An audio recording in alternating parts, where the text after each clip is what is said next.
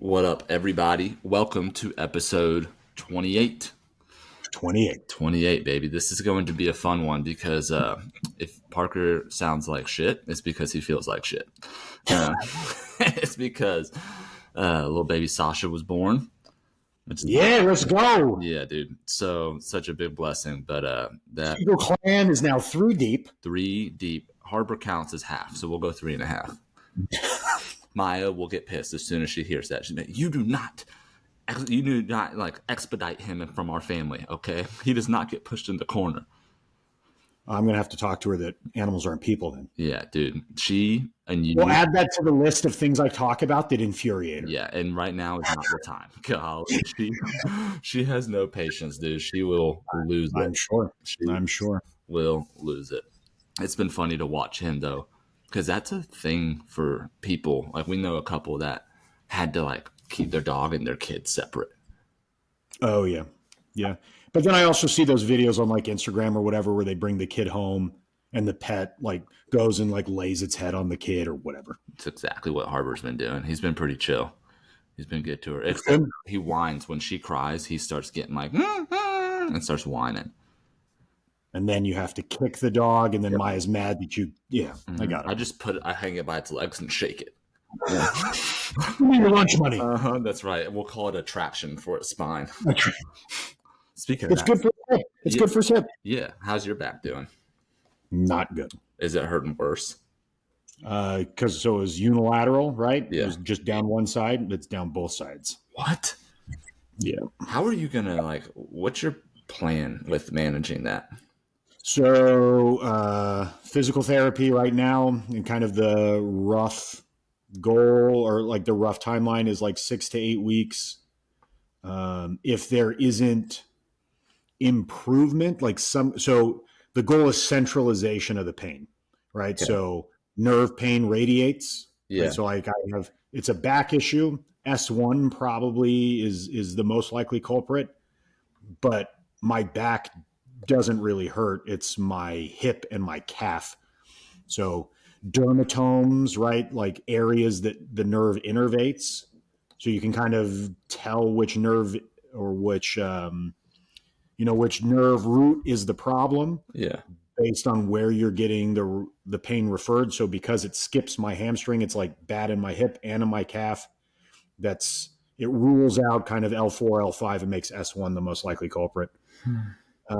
So the goal with PT is to get the pain out of my limbs and in my back, which sounds like a bizarre goal, but that's the goal. So if in like 2 or 3 weeks I don't see some type of improvement, and with nerve issues, like it's very gradual. Yeah.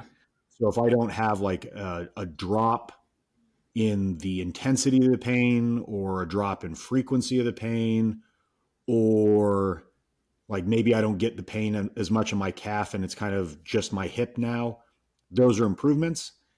And so we'll continue with PT. And if in 2 or 3 weeks that isn't the case, I see no improvement, the next step is MRI and injections or oral medication. What do you mean injections? Like steroids? Not like the good kind, the bad kind. Yeah, not the anabolic kind. Yeah. The corticosteroid kind. Yeah. How's your training been since being in so much? Also not good. Really? Just pretty much upper body only. Okay. No axial load. Yeah. What do you mean by axial load for the listeners? So the weight. All right. Like, so axial load would be compressing down the spine. Yeah. Which for most upper body movements, right, isn't a thing really anyway, unless you're doing overhead presses, which I'm not. And then I have stuff from PT, but that's not really working out. Yep. How is what kind of PT stuff are they doing? Are they doing a lot of Stuart McGill kind of stuff, or when I'm in session, it's some traction stuff, some manual traction, dry needling, and that kind of stuff. For me on my own, like it's press ups, and some hip work. So like doing anterior and posterior hip movement. Mm-hmm. Actually, so all 3 planes of movement through the hip is what I'm doing. What are the 3 planes of movement? Pretend I'm So frontal, sagittal, and transverse. and sagittal is forward and back. Mm-hmm. Frontal is like cutting yourself in half this way, so movement that goes that way, so posterior, anterior. Yeah. And then transverse is I'm picking my hip up. I have one side propped. I pick the other one up and rotate. Yeah. A lot of transverse. Transverse, like we talk, transverse would be rotation, right? Yep. Yeah. And that's like a common thing in the beginning of strength and conditioning you learn is that we tend to train very sagittally, forward and back when you're thinking about athletes, right? And a huge missing component. Frontal. Yeah. And a huge missing component of training is training all 3 planes. Like if you learn one thing to do if you're a personal trainer and you're training athletes and you haven't done that before, the simple act of adding some rotation, anti-rotation, right? Because when people talk about the core, they forget like your core is also built to stop you from moving, right? Impact, right? Yeah. So like power off press, exactly, stuff like that. So I feel like I remember the one when I first started getting into strength and conditioning, I was like, wait, where does rotation fit in the back and bis, chest and tries split? And yeah, it doesn't, and so that's it's good. It's a good sign that the PT is actually working through those because dude, there's some physical therapists who didn't even make it that far in regards to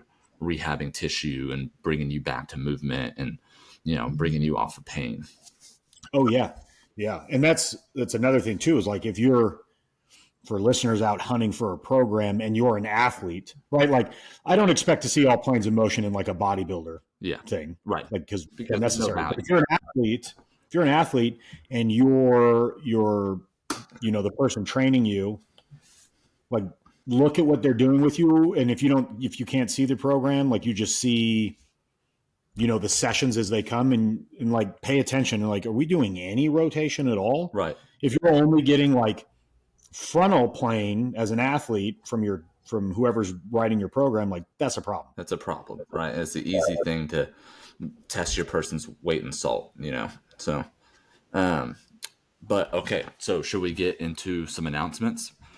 Yes. So there's a couple cool new ones, to be honest. So first of all, as always, people can follow us on Instagram at Chop It Up Strength. It up. Not only can they follow us, they should. They should be. Yep, absolutely. And again, if you're not, dude, just call your mother and apologize and let her know that you're really you fell short. Tell her you're going to fix the reason she's ashamed of you. Exactly.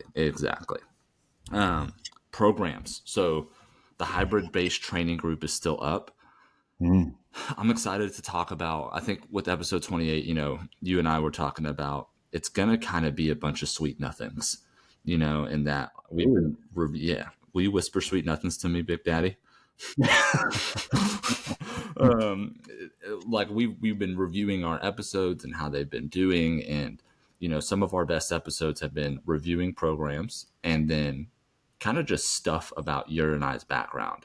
So, and, with me, living at night and being a vampire lately, it'll be nice to just have an episode where we don't have to prepare a bunch of educational content. So for people listening today, it's going to be a lot of just Zach and I catching up and then us talking about, sweet nothings, things that are just interesting to us. And then discussing a little bit about like kind of where we want this podcast to go in 2025. Yeah.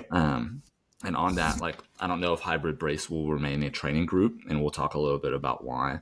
But so there's that available program on Train Heroic. And then there's also the Tactical Hybrid. Thank you, Coach Zach.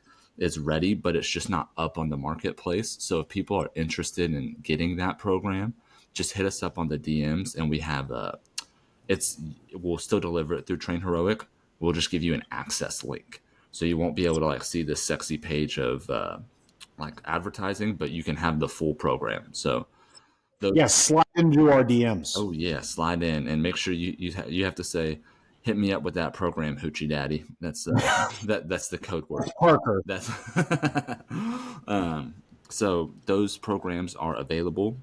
Also, we got on something new, and the link is also in our Instagram and like the little link tree, and that is a Buy Me a Coffee subscription.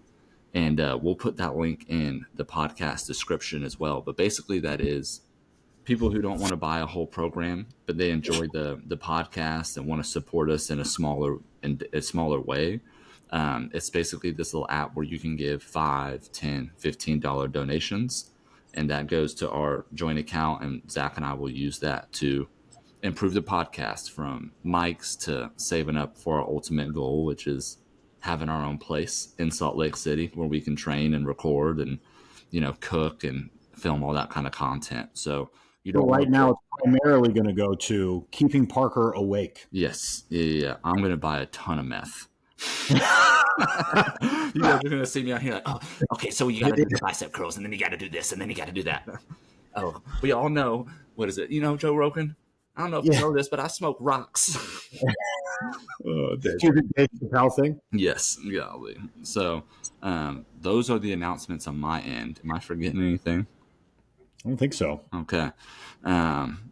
Yeah, well, today's episode is just Zach and I catching up. It's been a little while since we've been able to see each other and talking about the future, chop it up. And obviously there will be things that hopefully you can learn in regards to the fitness and wellness and cooking space throughout the episode.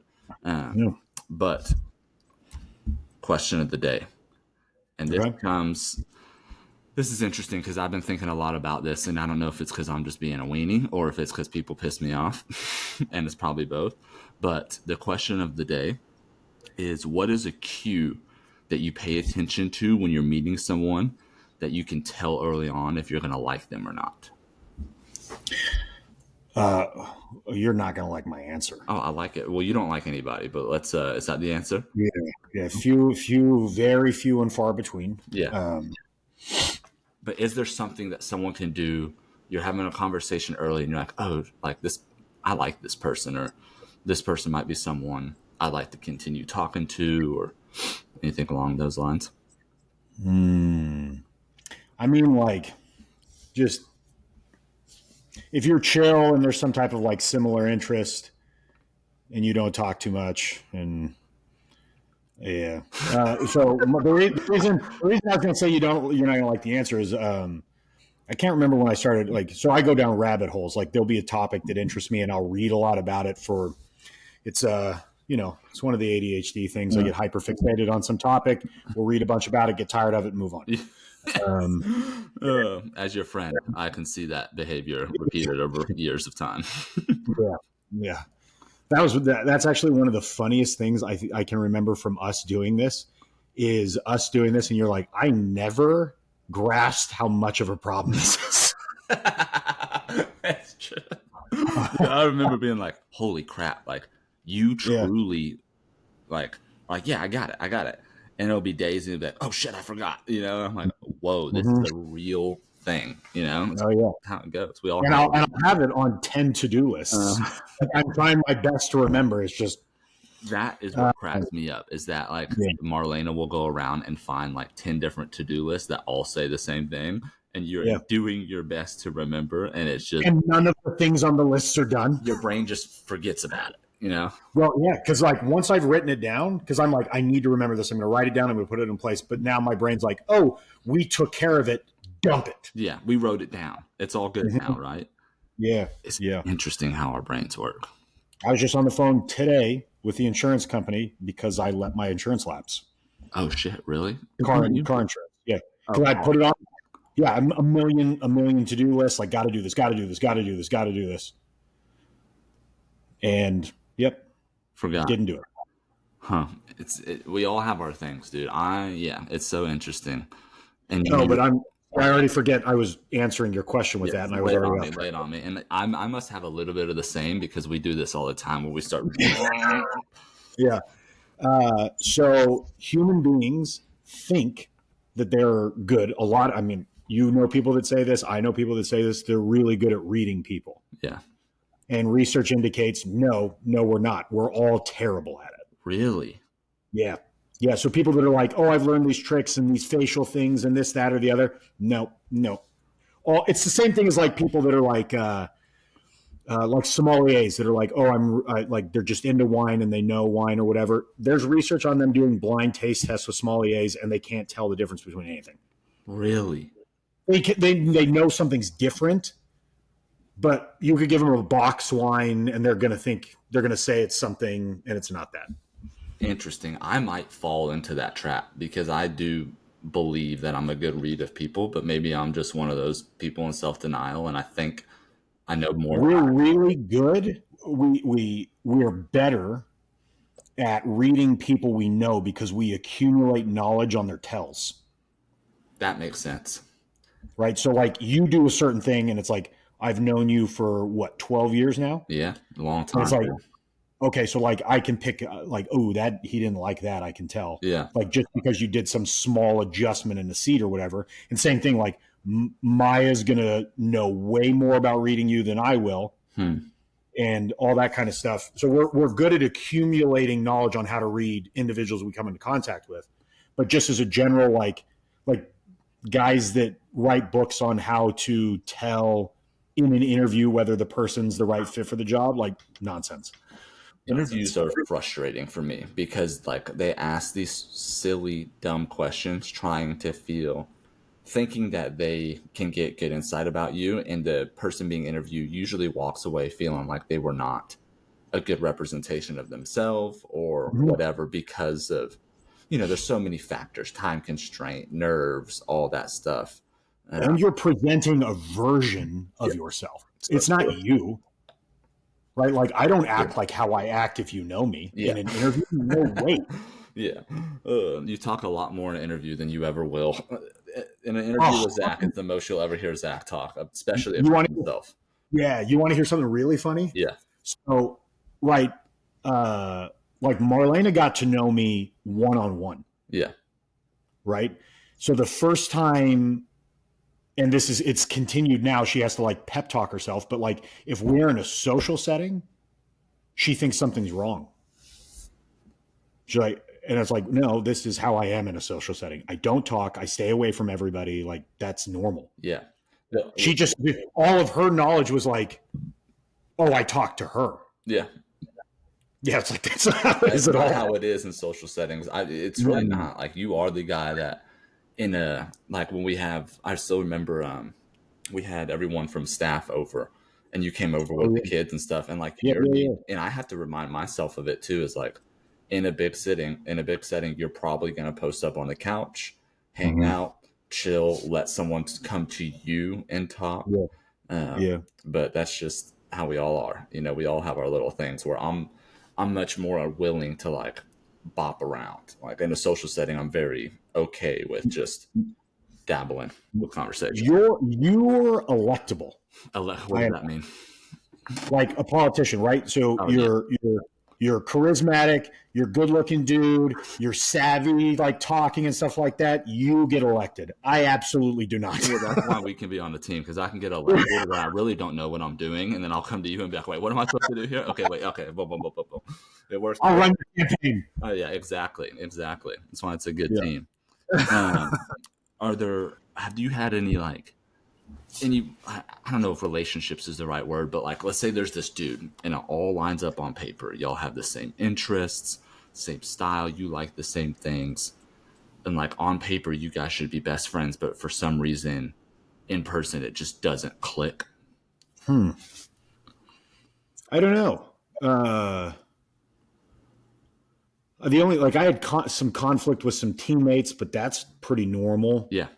Just because you're on a team doesn't mean you guys are the same or get along or whatever like that. I would say maybe like other strength and conditioning coaches, because you're like similar profession, probably attracts similar kinds of people. Yeah. But there's the self-promotion piece that a lot of strength coaches do.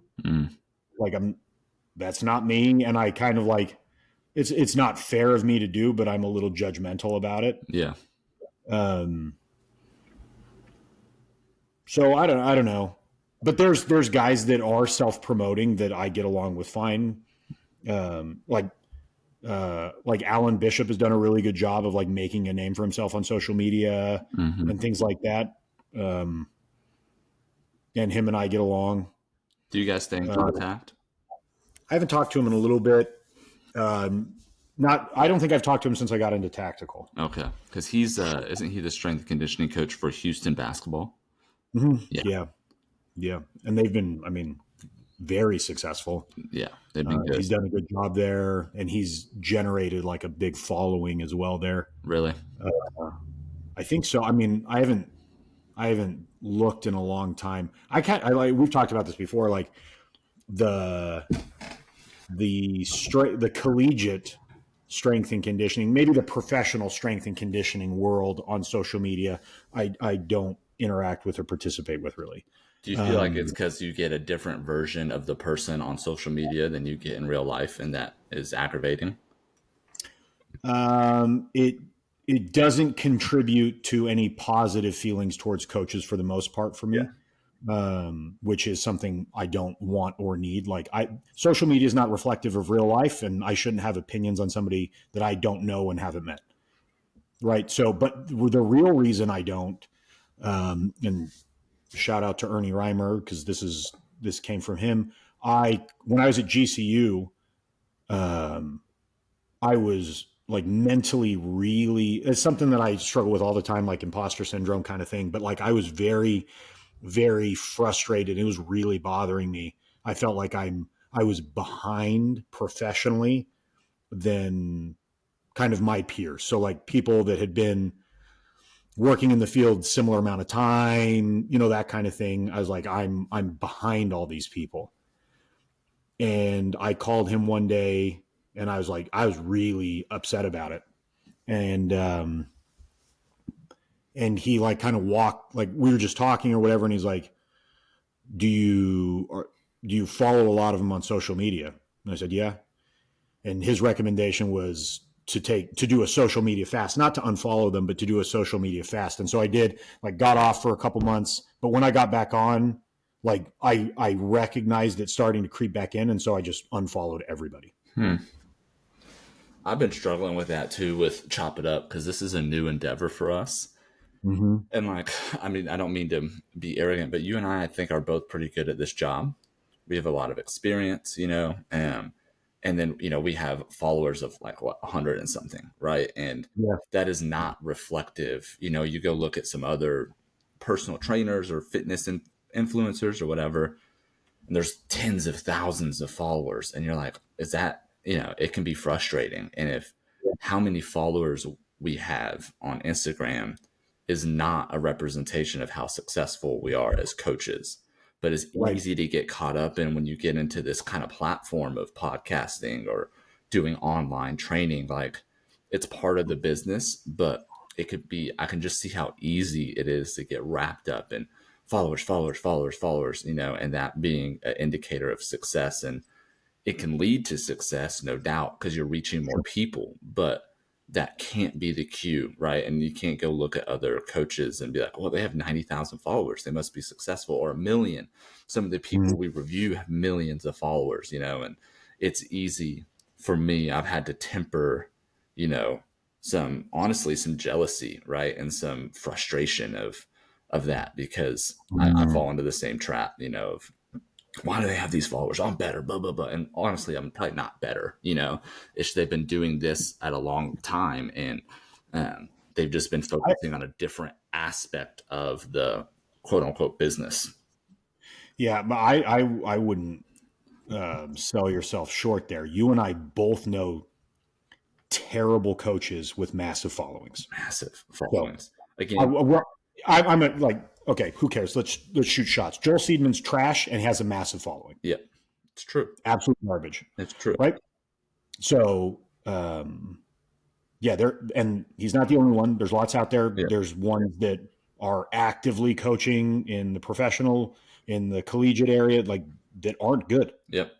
That are probably doing more harm than good. Yeah. Yeah. It's a real thing that I think we, as being new to this online endeavor, have to manage ourselves, and not let it lead to jealousy and bad attitudes. And it's also something for listeners to understand, like, good following does not mean they're good coaches, right? And it's one thing, I think about this a lot. There's one thing I like Nick Bear's kind of vibe. He's got a good Yeah. social media platform. He's yoked. He's inspirational. Um, he does an awesome job at talking to others and himself managing his own fitness. He does Mm. awesome. He manages his own training goals. He pushes himself. He knows his body well and programs accordingly to continue being successful. And a lot of his guests do the same. These people get really popular managing their own fitness. It is one thing to manage your own fitness. It is something almost completely different to manage someone else's, let alone manage a team of someone else's, Oh yeah. right? And Oh, so as we look at these social media platforms and these people that are awesome, they're fit, they repeatedly succeed, it's like, yeah, just because that's working for him and we say it all the time doesn't mean it's going to work for you. And you following Nick Bear's program will probably get you 80% of the way of where you want to be. But that yeah. last 20%, you're going to need to go to someone who has experience training others, not just training themselves, Because you're not Nick Bear. Right, exactly. You're not Nick Bear. And Nick Bear doesn't have the education or the experience. That just wasn't part of what he did. He No. built supplement company and he's doing an awesome job, and he built a brand based off what he does. Great. Yep. Use that as inspiration, but understand following his program will likely get you hurt over time. He's got a huge work capacity engine. His training programs have so much volume, and we'll do another review. We're going to do a review of his Hybrid 3.0. Shout out to the last episode if you want to Yeah. listen to our episode on him. I think it was early episode, like episode 5 or 6, but just something to think about as personally navigating the social media space. But And you're not getting the full picture ever. Like any of these guys, any of these girls, you're never getting the full picture. You don't have that one because it's a massive amount of work for an individual to be that transparent with everything they're doing. right, Like you and I both know, right? You grab a muscular development, you grab a muscle and fitness, and it says some bodybuilder's program in there. One, you have no idea if that's their program. right, true, Two, you are not their level. So even if you're doing that program, it's probably not what's best for you now. right, Three, you don't know what their nutrition looks like. You don't know what their recovery looks like. You don't know what drugs they're taking. right, You just don't know. right. It's just the social media aspect, man. You just let it. I think like what your mindset should be, and all of our mindset should be, is let it be inspiration. That is what Yes. it is. It's Yes. inspiration. It's making you motivated to do more and be your best self. But in order to truly progress and find your potential, you're going to need to do things outside of just looking at some dude's program. You're going to need to, write your workouts down. Where are you getting hurt, right? What do you like to do? What's not? How can you continue to be consistent? What do you need to do in your schedule? Things along that line. Like a analogy example type thing, right? Like, so you have Matt Fraser who goes from Olympic weightlifting at the OTC. He is training to be an Olympian in Olympic weightlifting. Olympic training is the OTC. Yeah. Yeah. OTC is Olympic Training Center. And then he shifts over to CrossFit, right? So his weaknesses are on the conditioning side. And that's right. Who he hires as coaches is to clean up that area when he was competing. Yep. But if you have somebody coming from an endurance background into competitive CrossFit, their weightlifting is going to be the part that is way behind, that's underdeveloped. Yep. So they don't need as much help on the run side. They need more help on the lifting side. So it's so individual. It's not, you look at these people, Nick Bear, CrossFit athletes, bodybuilders, strongmen, just regular, football players, athletes, guys and girls that just train because they enjoy training and they're going to help you out. Like, I think Sam Sulik, right, like is super popular. I don't know if he's competitive yet. Dude's huge and likes to talk about his journey and stuff like that. A lot of people followed it. Like you said, I think that's a perfect way to say it is it's inspiration, right? And we do the same thing. I'll look at coaches and see what they're doing, not because I'm trying to steal stuff, but like, okay, what do you do in this environment? What like your background, your education might be a little different than mine. Maybe you're more creative than me and you've thought of something that I haven't thought of. A good example of that, I'm blanking on his name and I feel bad because I'd love to give him a shout out, but TCU's baseball strength and conditioning coach does a lot of stuff with I think it's like what the strap, or it's some strap that they do, to your point earlier, rotational stuff. They use this strap for tons of stuff. They do tons of rotational work. It's not something that, like, I knew I needed to do rotational stuff, but I was like, ooh, all I need is a nylon strap I can clip on, and now I can do all this stuff too. Yeah. So it's just something that I was like, oh, that's a cool idea. And so if you're following people with that type of mindset, like what are they doing that maybe I can do something similar or something I haven't thought of? That's cool, because you're expanding your horizons, your view on what you can and maybe should be doing. But if you're doing it just to steal stuff because it worked for them, that's never a good recipe for success. It's not. It's not. So I guess back to the question of people. Yeah. Like, it's how it goes. I mean, that's how this podcast is. That's how we are. Are there, what's like, I guess the opposite, what signs can someone that you talk to early on, are there any cues you can pick up that's going to be like, I may not like this person? Oh yeah. Tell me. I mean, I'm sure this is true for you and most of the listeners, like people that are like one-uppers, like no matter what you say, they're like, oh, they got a better story they got to share or whatever. I'm going to lose interest real quick. Not because I'm not interested in hearing you. It's just like, no matter what I'm saying or what anybody else is saying, you're just trying to beat them. This is a competitive conversation for you. Not interested. Yeah. I mean, I'm not terribly interested in superficial conversation either. Yeah. I want to know, like, if we're really talking, like, I want to know what you think about stuff. Yeah. And I'm interested in your perspective because I might learn something from it. And so that means I'm going to probably want to talk about topics that are generally most people aren't interested in talking about. Yeah, that's true. That's true.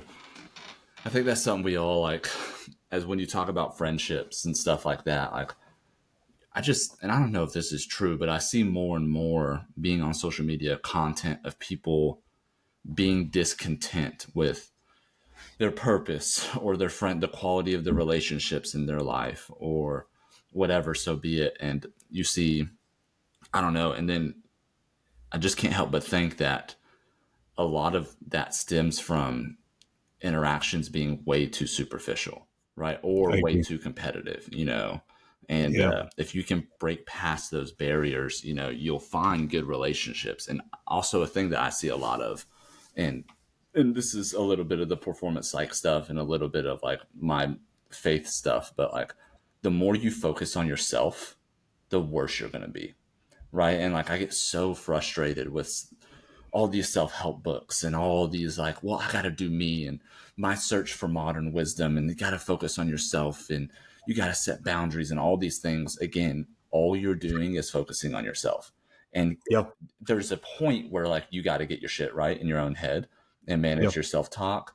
But oftentimes the reason you're miserable is because you're focused on yourself too much. You're too inward instead of outward. You got to focus on, that's where like the pillars I think of Maya and I's life are trying to be service, right? Trying to volunteer. And no, we don't get it right all the time. And dude, so like I am fully aware that innately without work, I'm a selfish, mopey, soft little kid, like even with this Sasha, like I'm like getting frustrated that she's taking all my sleep. And then I'm like, why am I frustrated? This is a little kid, of course. Right. And like, of course she's going to cry. And of course I'm not going to get sleep. But as soon as I start thinking about myself, I'm miserable. But as soon as I start thinking of, well, I'm just going to get in what I can when I can, and the priority is feeding her and taking care of her and supporting Maya, all of a sudden everything else is way better, right? And so it's something you see a lot of on social media is, I'm trying to get myself right. I'm trying to do this. The more you just think about yourself, dude, the worse you're going to be. That was a big part for me growing up, was like, if you're stressed out or anything that starts to be that more inward focus, that, like you said, discontented in one way or the other, I'm upset, I feel like it's lose yourself in service, and it'll clean a lot of that up. Yeah. Whether that's a service for a stranger, whether that's service for somebody in the house, like like if you focus on that outward piece, I think it's twofold. One, if it's to do something for someone else altruistically, you're not interested in getting recognition or return, is of a huge benefit to you personally, I think. Mm-hmm. But then it also gives you perspective, because you go over and do something for somebody else, they're struggling or whatever, something like that, and it gives you like, you know, maybe me being irritated that, you know, my kids ate the last of the Oreos that I was looking forward to eat is not that big a deal. That's a very real personal situation to you, isn't it? Oh, they're going to get some handprints. You know what I'm saying? Stick that hand out. Whack. Yeah, yeah, yeah.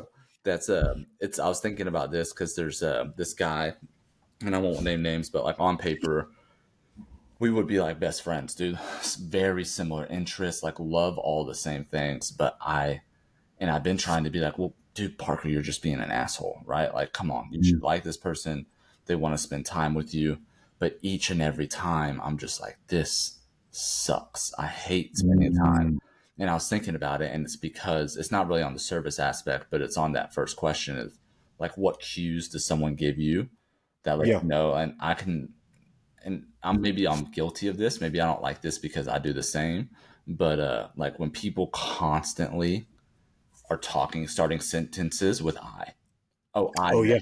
I this, me that. If you show me a picture of you doing something cool, because like in a conversation, and like I didn't ask you more about that, I'm likely not going to want to hang out, right? If we're talking about snowboarding, right? And you're like, oh yeah, like here's a picture of me dropping this massive cliff, bro. And I'm like, I've known you for 2 minutes, and you're doing that stuff. Like, not interested, man. Yeah. And there's a lot of that, and I've been running into that a lot lately for with people I'm supposed to, on paper, would be best friends, and I'm just noticing like, man, it's either me being my ego being threatened, but over time, I don't think it is. I think it's just that's a one sided relationship. People, and it comes into the fact of, and when I was doing my master's in performance psych, we talked a lot about like performance psychology consultations, right? How do you structure conversations to help people make realizations about what they need to do in their head to, one, perform better, and then the other avenue would be like to be more content of a person, right? Because if you're content, you tend to perform better, blah blah blah. And those are two different tracks. When people talk about like therapy, and I'm going to see a therapist and trying to get this, I think, and this could backfire on me, but dude, I bet you therapy's appropriate for like 10% of people. Like you got PTSD, something horrible happened, and you need to cognitively reframe things in your head by perspective. Yes, there's light therapy, there's ketamine therapy, stuff like that. But if you're using a therapist just to dump on about your problems and you feel better after just talking about yourself for an hour, I don't believe that's the best solution to you improving your life, which is why I think a lot of times therapy, I'm not a huge believer in it in most cases. What do you think of? Do you agree?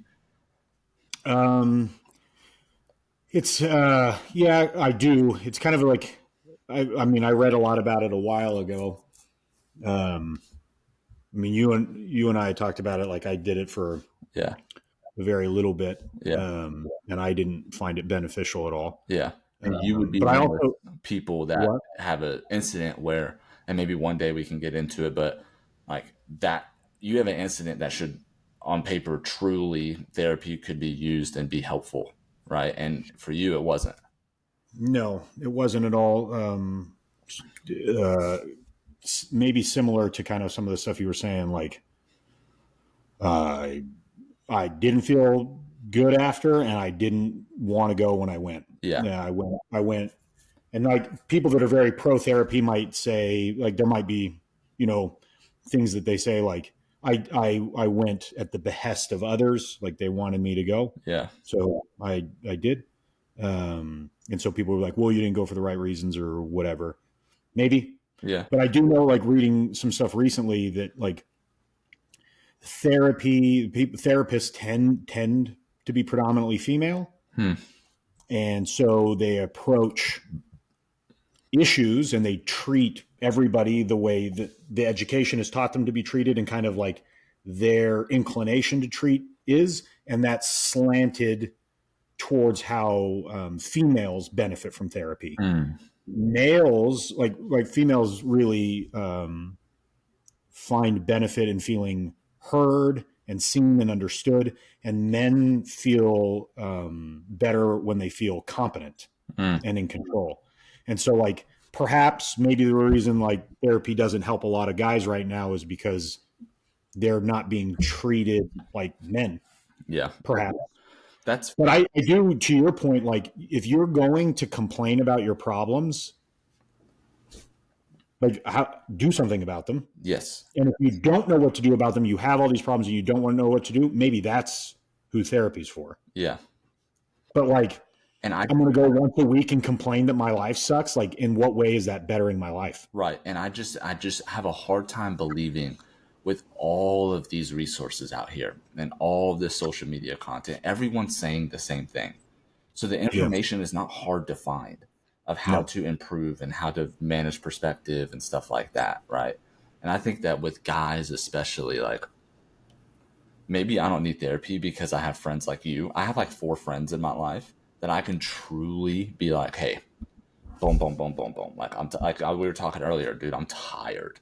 And like this has been harder than I thought it was going to be, you know, being a newborn dad. And you're like, yeah, like being a really good friend in that. And I think that like true, genuine friendships are a replacement for therapy in a lot of cases. Again, not all cases, right? There are some things that you got to work through, but like with a professional, but that's few and far between, right? Or this mass, this mass event of everyone being depressed and sad and feeling less purpose and all of these things, like, dude, a lot of that can be healed with you having really good friends who ask about you.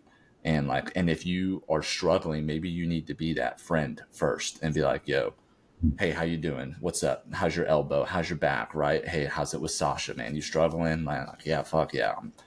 I'm barely getting time to go to the gym. And when I do, I feel bad because I'm leaving Maya. She's exhausted, right? All that stuff. Like, those are things that a friend is supposed to help. And maybe we're all depressed because we're all being bad friends, you know? That's a poignant point. I think, well, and like everything, right? That's super complex because you look into the research that's being done on social media impact on kids now. They feel less connected. They do less connecting because they do more stuff online. They're not out with their friends. They're not developing those relationships, right? Like, so it's probably a combination of all of it, right? Like, if you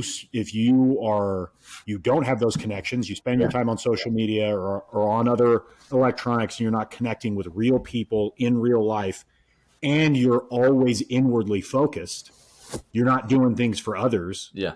Sounds like a solid recipe to be depressed and have some issues to me. Yeah. So what are some things you do, right? A part of your rhythm that help you, because you have a lot of, your kids are a huge drive. Ultimately the driving force for you and your purpose for life, right? What are some things on top of that you do, or that you can, like, when you catch yourself and you're like, oh shit, like I'm not my best self right now, right? Whatever that looks like. Are there any disciplines or habits or things you try to focus on to kind of steer you on the right path, right? Of you feeling better, more content, more peaceful, whatever? I'm probably a terrible example for all of that. What? No, I don't think so. Well, I don't think I'm a very good example. Like I'll talk to you, or like, I'm not a good example. I just white knuckle stuff. Yeah. Yeah. So you do. And your purpose, what you tend to focus on, it seems like, is your kids. That is the purpose that drives you through, right? Yeah. But I don't know. I was just thinking about that. Like, I don't know where I'm going with this or where either of us are going with this. I just being on, because we've been looking up my obsession for 2025 is, I think it's clear. My personal goal, and we've talked about it, is to get this thing big enough for you and I to be able to run the gym together. Right. Yeah. So I'm listening to a lot of podcasts and a lot of like what are other people doing that are making them, what are these successful platforms and podcasts doing? And a lot of them are like men's health, men's, mental health, right? Like all of this stuff. And I listen to it and I get so infuriated because I'm like, why is this the biggest topic of discussion right now? It upsets me because the solutions I feel like are simple and we go through ups and downs, but it's just had me upset about it. I was listening to one the other day, Chris Williams or that's Modern the guy. Wisdom. I mean, he's huge right now, and a lot of it is like the modern man's wisdom, right? Yeah. It's Modern Wisdom is the name of his podcast. Yep. He does a lot of stuff on like men's health, kind of men's health, men's mental health. Yeah. But like everything tends to, I think, be kind of a pendulum. Like we swing extremes on one end and we swing to the extremes on the other. Right. And I think, right, it's just kind of the pendulum swinging right now, where you have, I mean, the statistics are becoming more available and more, without looking, they're accessible, that you just come across them with like suicide rates with men, that they're 4 times, what they are with women of the same demographic and everything else like that. Issues with depression and violent behavior and loneliness and all this kind of stuff. Young men dating less. Yeah. Less like men, less in relationships and all this kind of stuff. And then I think the reason that maybe some of that is coming more to the forefront as a concern is because of societal impact. Yeah. Right. Like if you had a bunch of dudes killing themselves and they're not dating, they're not having kids, they're not in relationships, like that tears down societal fabric. So, right. So it's interesting, like people looking into it and stuff, but some of it I also feel like is there's a happy medium between, hey, I need help, and pull yourself up by your own bootstraps. There definitely is. And again, that's where friendships come in, dude. Yeah. And I don't know, this is all subjective Parker feeling, but like dudes used to. Your TED Talk. We're working on your TED Talk. That's right. Yeah. Like dudes used to go to war together and kill people together and just suffer horrible hardships and do it together, and they'd be having conversations and these shared suffering experiences, and I think that trauma bonding is real, and we don't have a whole lot of trauma right now, and I shouldn't say that because people do, but I don't know, man. I keep coming back to the fact that like our emptiness is solvable through good relationships and pillars of wisdom that have been there forever, dude. Like the solutions are right in front of us. If you don't like Jesus, go to Marcus Aurelius. If you like person. Yeah. I mean, just pick there's a lot of ancient wisdom, stoicism and stuff like that. And my issue with stoicism is it's still focused on the self, but that's okay. They'll teach you good tenets, but I don't know. I guess Christianity has a lot of self-mastery as well. So yeah, it does. Christianity has a lot of self-mastery. I think Christianity is basically stoicism with the belief that, there is a lot more focus on the cosmos. Like I'm reading the Space Trilogy by C.S. Lewis. Yeah. And it was cool. There was this quote in there. What's the first one? So there's Parandia, that hideous strength. The first one is Out of the Silent Planet. That's right. Yeah. And so like it had a cool quote in there, and me being what I believe, I liked it, but it was like, well, I can't remember what it was, but and somewhere in there, it's like the goal of the book, not the goal of the book, I'm saying it wrong, but there was a quote in there that was like, if we can remind people that the cosmos are part of the heavens, we've done a good thing. That was in the book. And I was like, oh, like you don't have to believe in heaven, but like just the cosmos are just wild. I think everyone would agree that like our universe is expansive and we know so little. Beyond comprehension, and I don't know where I was going with that, but it made me think about just like, I think Christianity just has a little bit more focus on the cosmos. It's like stoicism with a focus on like trying to understand what the cosmos Stoicism with an afterlife. Yeah. Boom. Ding, ding, ding. You always do a good job at summarizing my long-winded roundabout thoughts that I can never piece together, but it's But again, like whatever that, like, philosophy or theology that somebody ascribes to, it's an inward focus on, like, improving yourself and not making mistakes, but it's still outwardly focused, right? And right. most kind of philosophies that have any kind of traction have a piece of service to others. Yeah. Yeah. Because that is where when I feel my best when I'm serving at a food bank, right? Or something like that. And I think another aspect of, I guess personal where I get frustrated and when I end up being my worst self is when I'm trying to fit in all of these like tenets of like, I'm trying to get my workout in, get the cold plunge in, get my meditation time, my journaling. And then Mm. all of a sudden I'm frustrated that whatever Maya wants to go out to dinner. I'm like, well, I'm supposed to run 4 miles. What are you talking about? Yeah. Yeah. And so being really mindful of like, what are your expectations of your day? And are you really able to get in all the things you want, like think you should? And if you can't, if there's not enough time in the day and you're getting frustrated that you can't fit in what you want to fit in, your expectations of what you can do are off and you need to pull that back. Right. Yeah. And I think that's a big thing with, when I think of like the influencers of the modern man, you got like Joe Rogan, Cam Hanes. Both of you, thank you for ruining Utah elk hunting. Thank you for ruining Utah elk hunting. Golly. Now it's like everyone hunts elk. I want to do elk hunting. I'm like, I've been doing this since I was 14. Why are you guys all starting now and going to my woods? Yeah, but it's a fad and fads pass. Yeah, that will pass, hopefully. But like, those guys are doing so much physical training and so many cool things. And but like Joe Rogan's been podcasting for thousands of episodes and he can do it now. I doubt Yep. he was doing all that in the beginning, right? Or like Yep. you listen to the sacrifices Cam Hanes has made of like leaving his kids at the movie theater so he could go on a run. Like, I'm not doing that, and things like that. And so I think just as we listen to modern influencers being really wise about like what are your tenets, I think that is the inward perspective of like you got to get what's important to you right. Usually Yeah. that's set from when you're young, right? Is it family? Is it faith? Is it whatever? You got to figure out what your significant other needs. Does she need gifts, quality time, stuff like that? And Yep. those have to be your pillars, and you fit in a couple little things here and there.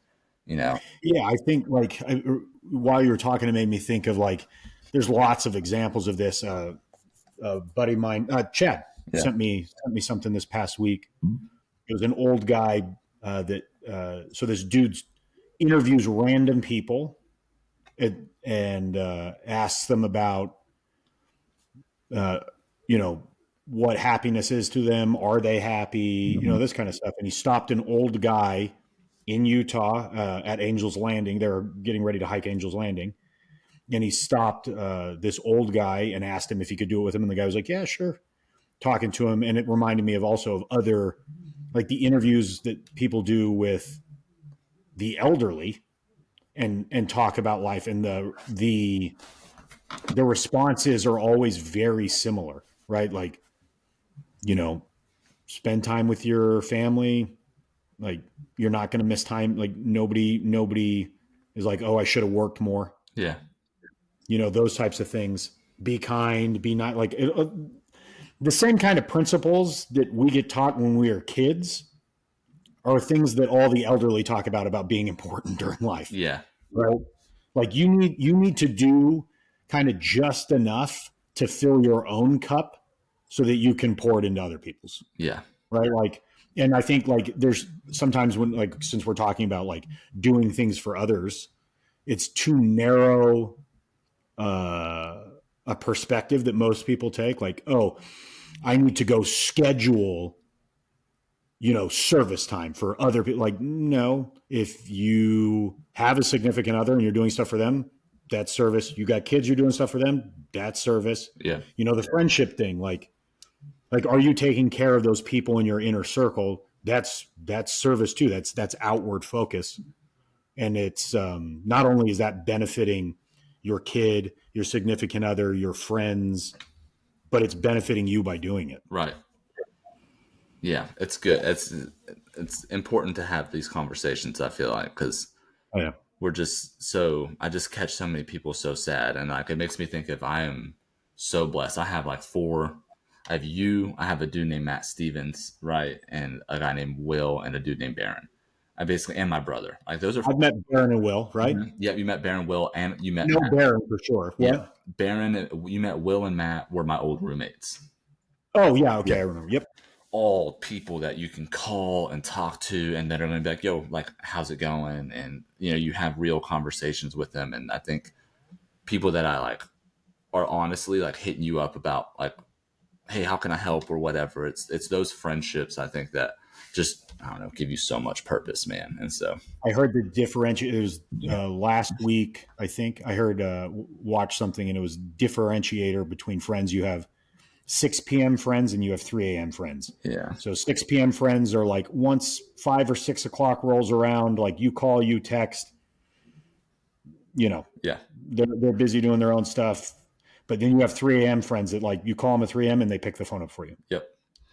And so like Such a good distinction. on my phone, like I have like there's the exclusion list. Like if I flip it on sleep or silent or whatever, I have the list of numbers that get through that and they will still ring. Oh, And it's right. It's like it's my parents, it's my siblings, it's you and Maya, it's Davey's phone, it's Marlena's phone, and I think that's it. wow. And it's important. I feel like another note of that. First of all, appreciate you. Feel the same. Oh, of course. Second of all, like I find myself. I'm talking about myself a lot, but hopefully I don't mean to do that. Just relating it to the podcast. All this I statements have really. I know. I'm like maybe I hate that because I am that. Golly, I'm the worst. No, you're not. I'm aware that I am I have my It's issues. podcast. It's different. Yeah, I guess. Hopefully, that's what I'll keep telling myself. You're not an I person at all. Yeah. I was talking with Maya. I can be a 3 a.m. people to 5 people or less. I can be a 3 a.m. Oh, yeah.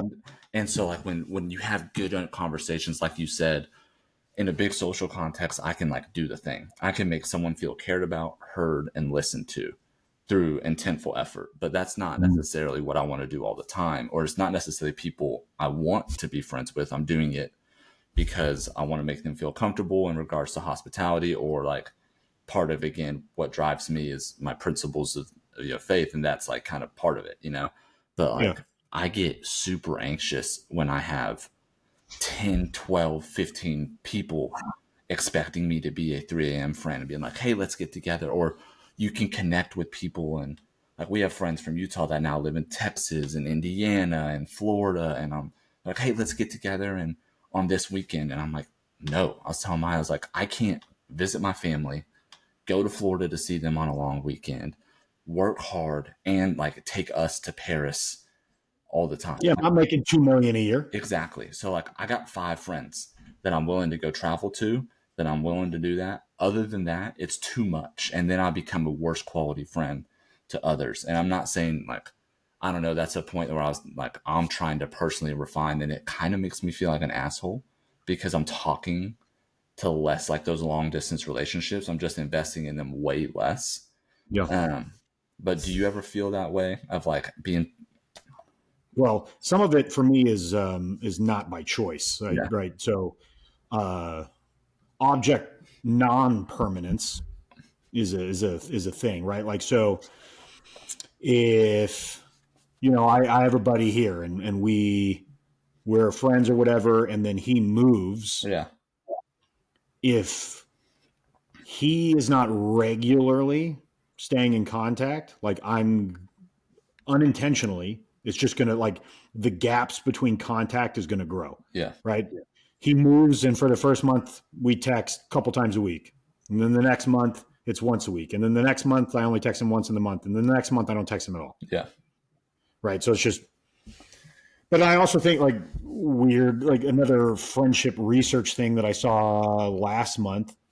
I can't remember the exact statistic, so I can't say exactly what it is, but it's something like, right, like 2 out of 5 of your friends, if I have 5 close friends, 2 out of those 5 don't consider me a close friend. Oh, really? Interesting. Yeah. So sometimes with the moves and the change in scenery and stuff like that, you just kind of find out who held you in that regard and who doesn't. Yeah. It's a good So point. I might be trying to maintain all this contact when the other person's like, he's just an acquaintance. Yeah, that's true. And I don't think there's anything wrong with that. I don't either. Like in this spirit of our generation of being kind and open and communicating all the time. Yes, to the people, to your few people that you can maintain that with. That takes time and energy. And like I don't think someone's wrong to be like, look, man, it's just there's too many of those relationships and I can't pour into XYZ. I need to consolidate my friendships, you know? Yeah. Do you agree with that, or do you think I'm wrong in that? No, I 100% agree. I can't remember where I read it, but it was while I was at Upstate. I read some book and it was in there, and I drew like a little picture and put it on my bulletin board. It's like, keep your circle small. Yeah. Right. Like, so, because, right. And we talk about this to athletes all the time, right? Like, you cannot pour from an empty cup or an empty bucket. Like, you spend time in context of performance. We talk about like, you know, your training and your sleep and your sport practice and film and all this other stuff that fills you up. And if you're not sleeping, right, well, you can't put out the performance that you could. Mm-hmm. If your stress is really high, you're not putting out. But I think similarly for social interactions, like if I have 20 friends that I'm trying to be a great friend to, across the board, the quality of my friendship goes down because I just can't do that. Right. You keep your circle small. Yeah, I completely agree with that. And I think in today's day of connectivity, that can be hard and it can almost come off as cold, you doing that, you know, but I think that's just a reality we're all going to have to make is like, there's potential for connectedness everywhere. You kind of have to choose, you know, who you maintain that connectedness with. And you're going to have to use your intuition or your gut or whatever you need to use to drive that decision making. But just understanding that just because you can text someone all the time and that they're a cool person and that you share the same interests doesn't mean you should expect them or expect yourself to have this high quality relationship, because you just can't have too many of them, man. Yeah, you can't. You can't. And I like going back full circle to the original question that you asked, this question of the day. I think for me, a big piece, I've been thinking like while you're talking of like anybody that I've been friends with to any degree. And I don't know, I'm interested to see if this is the same way for you, but for me, all of it was, I think back to it and it's just like, it just happened. Yeah. Like it wasn't effort on my part. Yeah. To be like that's a really good thought, dude, because that a light bulb just went off, because that is so true. All of our friendships, you and I were just shooting the shit in that intern room, and it just clicked, you know, and it didn't take much effort from either of us. It was just a natural attraction, right? And I definitely was attracted. Oh yeah. Well, yeah. I had them. You know, I used to wear. Saw the way you were filling out those shorts. I was just about to say, you like them booty shorts I used to wear, huh? Squatting, get in there nice and deep, like dude. I guess I want to ask one question because we're already on an hour, which is cool. Like, I think another thing about a friendship is like this felt like 2 minutes and it's been an hour. I do this all day. Yeah. By the way, eventually, when you get down off your high horse and allow me to meet your daughter. I know, dude. I'm sorry. I have cigars for you. Next, you have what for me? Cigars. Oh, let's go. I'm excited. I got your Christmas present. It should come in next week too. So it's the lingerie I asked for? Yep. It's the assless chaps, baby. Perfect. Even though all chaps are. I got you some overalls with like a quick access in the back. That's what Marlena texted me and asked me. She's like, will you buy these for him? So that way, for Chop It Up for 2025, I think we should have a goals episode before we get there. But I was just thinking, with the time we had, like me being up at 2 a.m., I go through a lot of YouTube videos. Have you seen the YouTube channel Trip Insights? No. Okay, so part of this, it's cool. So part of this endeavor will be eventually us talking about food and cooking a lot. Dude, I think we need to try to go to Copenhagen and go do like, I think it would be bad. So they have all these Michelin star restaurants. They have all these Okay. cooking classes, and you can do like the sauna thing. I think a huge Ooh. like thing that we could do for Chop It Up is to go to Copenhagen, do like some cool gym reviews, and then head to Norway and do some badass hiking. Ooh. Wouldn't that be sick? That would be so sick. Do Copenhagen, get some YouTube content, and then go to Norway and do like this cool gym reviews, food reviews, adventure kind of thing. That would be so sick. It would be badass. But I think Yeah. like as we head into the end of the year, we should start thinking about, we should fill in the listeners on kind of how we've grown throughout the year, and then set Yeah. some like 2025 benchmarks and talk about some goals, because we've changed, dude. Like from what Yeah. we were talking about in the beginning to kind of how we're going now, like we've evolved, and I'm just interested to see where this podcast goes over time. Because I'm sure, I don't know, the fitness stuff is cool. We love it, and we want to teach Yeah. people about strength and conditioning. But some of our best episodes to date have been just us shooting the shit and reviewing programs rather than teaching. So I'm intrigued to see how this thing's going to evolve, and obviously do more and more cooking, because, Yeah. but it's hard to get together to do cooking stuff. Dude, cooking content is hard to get and do. I tried to make one video. So when I moved out here, the first house, Mm-hmm. I tried to make one off of something I was making, like took clips of everything, like cutting everything, Yeah. like getting it ready. And I never did it because I was like, that I hated doing that. I'm not doing that again. It's a lot of work. Yeah. Do you ever watch Binging with Babish? Uh-uh. It's a YouTube channel. Okay. He's now a multimillionaire, Wow. right? With his, like, he has the, what does he call it? Like the Babish culinary universe or something like that, where he has other people under him doing YouTube stuff. Oh, yes, you have showed me this. Yeah. But Yeah, I'm going to watch it more. No face, only hands and voiceover, and him making stuff. And it started of like him making foods from movies. Wow. But it's like, yeah, I love it. Like I love his channel. It's great.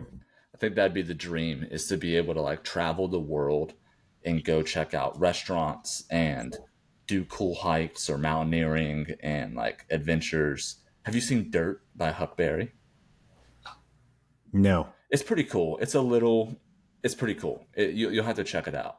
But Okay. like, just go do adventure and food and gyms and like. Well, if that's the goal, then I know who we need to target. Who?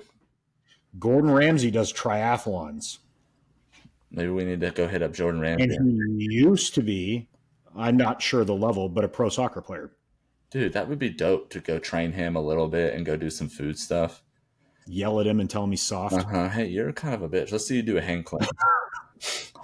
You're real good with a knife, but you can't do a proper deadlift, and that's embarrassing. And that's pathetic.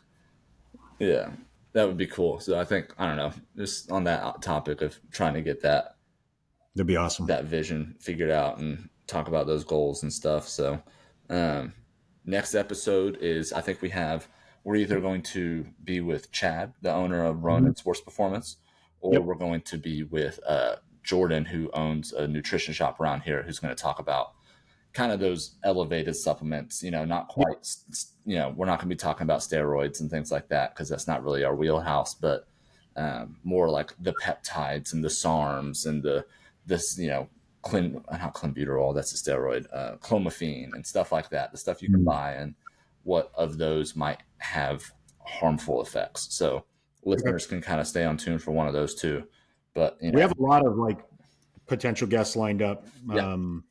Special operator that's going to be on, and we have cool stuff. I'm excited for this new year. So I guess on that, any other thoughts, questions before we sign off? No, I don't think so. Okay, next week, Maya's parents leave Saturday, and then you guys get here. Dude, it's been too much. Like being in the hospital those extra days. We were hoping to have a couple days. We didn't have them, so we came home to Thanksgiving meal with my parents, her parents, and it's just been overwhelming. I'm sure. The hard part, dude, is the food. It's just constant, like different eating preferences, people eating in the kitchen constantly, all these dishes piling up. It's just like all the weird little things that you wouldn't think bug you just wear on you, and you come home, and I don't like clutter, and there's shit everywhere because there's baby shit, like Yeah. your diapers, and then there's people's stuff, their laptops, and it's just like, oh my gosh, man, I'm excited for a little bit more order in my life. Yeah. But And it's probably, I mean, like it is, you and I have already talked about this. It is great seeing family and stuff like that, but sometimes it's just like, I just need my own space. yes, yes, yes, yes. And that's been nice. This is the longest alone time I've had in quite a while. So, do you just want to keep recording for a few more hours? Yeah, let's go. Let's do a Joe Rogan episode, 4 hours. Golly, for real. Yeah. But okay, dude, I guess I'll see you next week, and then we'll record an episode. I'll post this on Tuesday. For those listeners, they can listen to that and kind of getting an idea of where our head's at, where we're going to be going 2025. I think the goal 2030 is to have a gym in Salt Lake City where you're running groups, I'm running personal training, and we got a kitchen and a recording studio in the back. Let's go. Let's go, baby. Send Marlene and the kids our love, and I guess we'll see Chop It Up next week. Yeah. Tell Maya and Sasha, hey. Okay, will do, brother. Talk soon. Peace All right, out, man. everybody. Later.